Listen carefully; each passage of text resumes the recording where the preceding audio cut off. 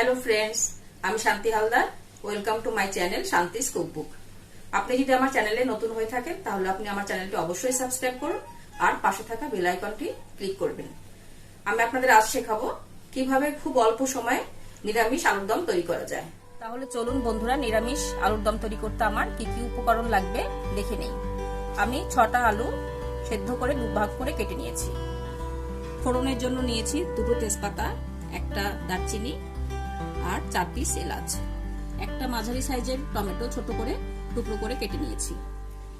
1 table চামচ নিয়েছি আদা বাটা, 1 চা চামচ নিয়েছি লঙ্কার গুঁড়ো, 1 চা চামচ জিরের গুঁড়ো, 1 চা চামচ হলুদের গুঁড়ো, 2 টেবিল চামচ কাজু বাদাম বাটা, নুন স্বাদ মতো, চিনি স্বাদ মতো, হাফ কাপ সর্ষের তেল, পরিমাণ মতো ধনেপাতা, এলাচ দারচিনি জিরে ভেজে গুঁড়ো করে হাফ চা চামচ নিয়েছি।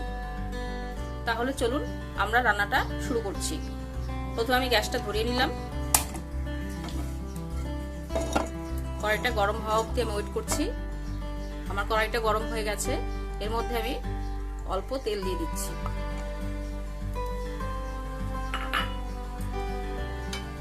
আমি প্রথমে এই তেলে আলুটা ভেজে নেব। তেলটা গরম হয়ে গেছে। এখন আমি আলুগুলো তেলের মধ্যে দিয়ে দিচ্ছি।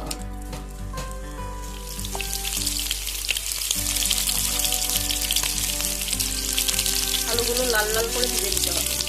আমার আলুগুলো লাল লাল হয়ে এসছে। এখন আমি তুলে নেব।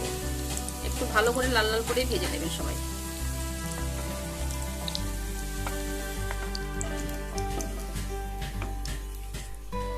এখন আমি বাকি তেলটুকু দিয়ে দিচ্ছি।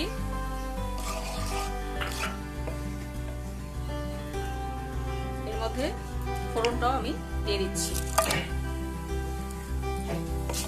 তেজপাতা এলাচ আর দারচিনিটা একটু লাল লাল হয়ে যাচ্ছে। আমার লাল লাল করে ভেজে নেওয়া হয়ে গেছে। এর মধ্যে আমি দিয়ে দিব টমেটো।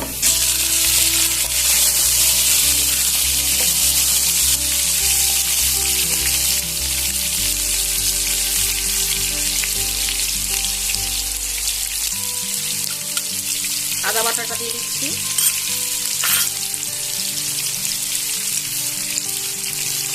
আর অল্প নুন দিয়ে দিচ্ছি।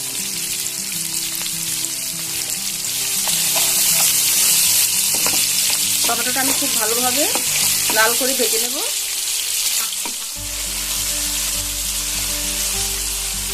টমেটো আর আদাটা আমার ভাজা ভাজা হয়ে গেছে। আমি সামান্য জল দিয়ে দিচ্ছি।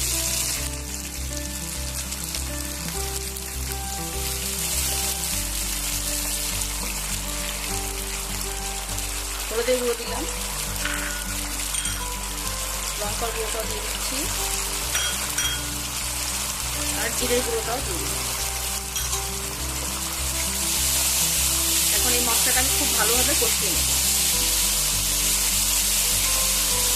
মশলাটা অল্প জল দিয়ে কষিয়ে নিয়েছি। মশলাটা আমার প্রায় কষানো হয়ে গেছে। তেলটা উঠে গেছে। এখন আমি কাজু বাদাম বাটাটা দিয়ে দেব।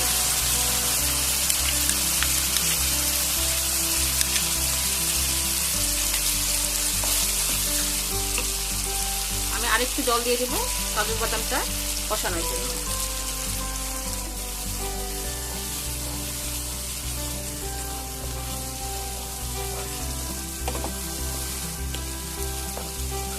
এক চামচ চিনি দিয়ে দেবো।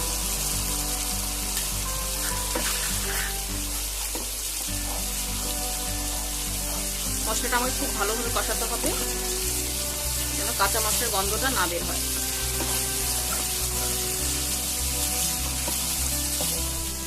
আর মশলাটা কিন্তু খুব ভালো করে কষাতে হবে।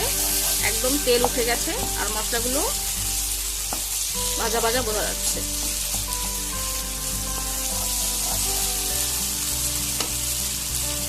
এখন আমি এর মধ্যে আলুগুলো দিয়ে দেব।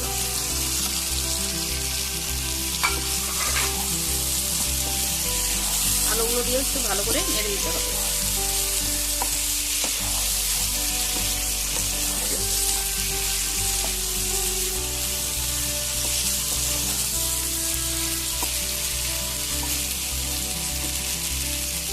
আমি এর মধ্যে একটু জল দিয়ে দেব।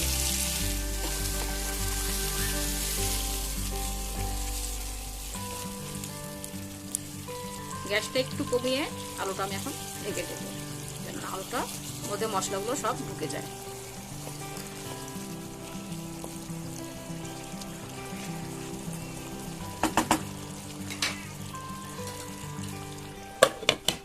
মিনিট হয়ে গেছে, এখন আমি একটু আলুটা দেখে নিচ্ছি। আলুটা হয়ে গেছে প্রায়। এখন আমি গরম মশলা গুঁড়োটা ছড়িয়ে দিয়ে দিচ্ছি।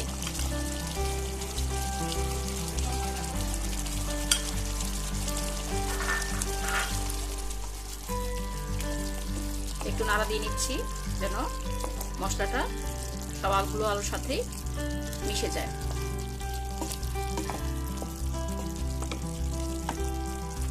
এখন আমি ধনে পাতাগুলো দিয়ে দেব।